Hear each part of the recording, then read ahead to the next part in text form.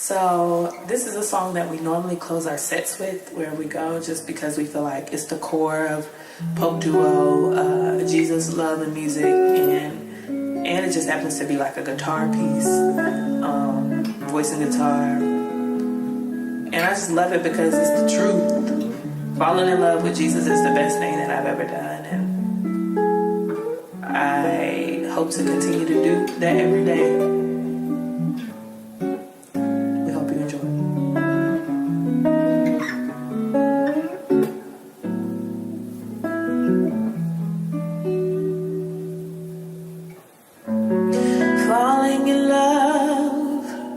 With Jesus,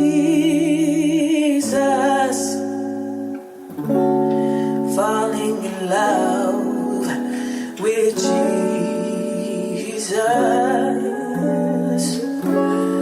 falling in love with Jesus was the best thing I've ever done.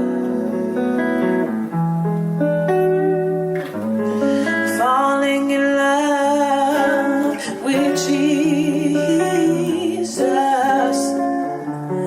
I've fallen in love with Jesus. Falling in love with Jesus was the best thing I've ever done. This is why, because in his arms I feel protected, yeah. In his arms I ain't never disconnected, no, no, no, no, no, no, no, no. In his arms I feel protected. There's no place I'd rather be.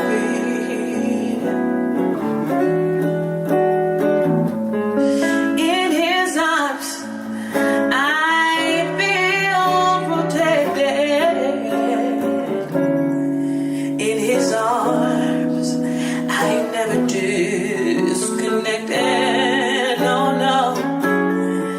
In his arms, you can feel protected, and there's no place I'd rather be. Oh, falling in love with Jesus.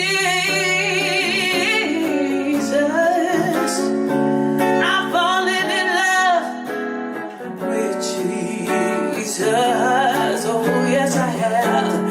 I've fallen in love with Jesus, and there's no place I'd rather be.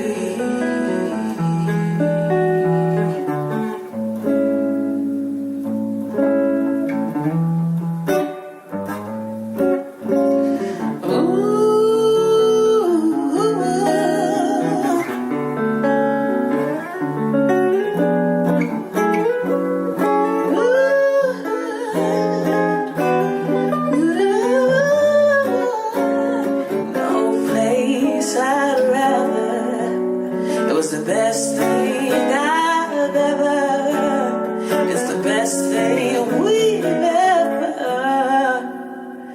we've ever done.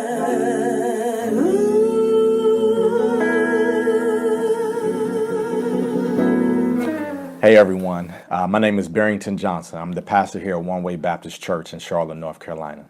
Listen, I want to talk to you a little bit about one of my favorite scripture passages in the Bible, coming from Luke chapter 17, verses 11 through 19.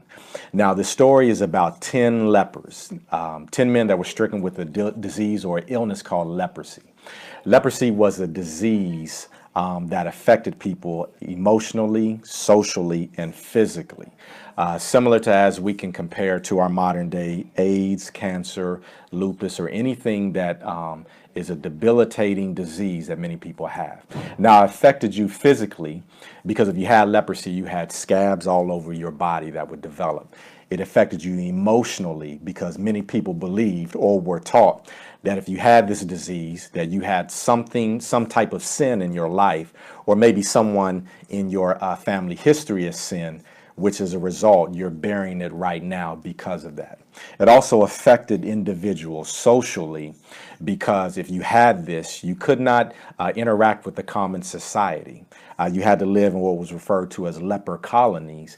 And when anyone would come over to you that was not ill or did not have leprosy, you literally had to yell out to them, unclean, unclean, as a way of telling them not to come close. Now, these 10 men, they saw Jesus coming to them, coming into their area or their environment. And so they did what we all need to do. They yelled out, Jesus, help me, cleanse me, heal me. And the beautiful thing is that Jesus answered their request. Now, the interesting thing about this story is that as the 10 men were walking to the priest so that the priest could declare them clean and reinstate them back into the community, one of the guys realized that his body was healed, and he turned around to Jesus and said, thank you. He told Jesus, thank you for healing him from the disease. And so Jesus accepted his thank you, but he asked, well, where are the other 9? Because it was 10 that I healed. Here's the interesting thing. Being thankful is a byproduct or a response into what someone has done for us. So we are thankful whenever someone has loaned us some money, picked up our kids from school, done a favor for us, anything to where we needed help and they responded with something. We owe them a thank you. Now, think about this.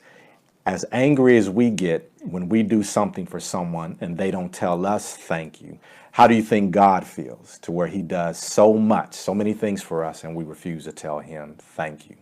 Now, what I've learned is that being thankful is a byproduct of being grateful. You will never be thankful unless you're first truly grateful. Now, thankfulness is a response to what someone has done, but being grateful is an attitude that is within. So even if they don't do it, even if it doesn't happen, even if it does not come together as I hope or as desired, I'm still grateful just for everything that God has allowed me to have currently right now. So the message is for us here as we're entering into the holiday season. This is a Thanksgiving holiday. Don't be like the 9 to where Jesus had to ask, where are you? Because I did exactly what you asked me to do and you never told me thank you. Be like the one that stopped right where he was, and before he took another step, he turned back and told Jesus thank you. Listen, I love you with the love of Jesus Christ. Happy holidays to you, and don't forget to be thankful. God bless.